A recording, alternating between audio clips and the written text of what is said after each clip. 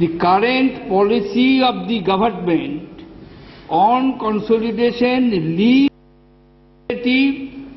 for consolidation to come from the management of the banks themselves.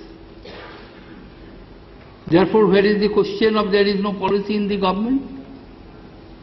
Policy of the government, if the banks units, if two banks, they decide, their board of management decide that they will merge, they will amalgamate, then there are certain criteria. If those criteria are being met, then government supports, gives its approval, Reserve Bank gives its approval. And this is the spirit of the economic policy. We do not interfere. You have mixed whole thing, monopoly. As I understand, the communist philosophy is to have the state monopoly. Now we are talking, even if the State Bank of India wants to acquire a subsidiary bank, you are accusing of monopoly. And how these subsidiary banks in the princely states were built up?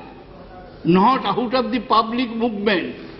All these subsidiaries, 7 subsidiaries of the State Bank, located in the states, at some point of time, they served the interests of the ruling clique, and after the merger of the princely states with main part of the country, and when State Bank was taken over from the Imperial Bank by the Government of India by an Act of Parliament in 1955, they also became the subsidiaries of the State Bank in 1959. Don't distort the history.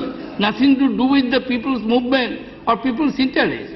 It is not like Punjab Sindh Bank, where the Sikhs built up, it has its own ethnic character.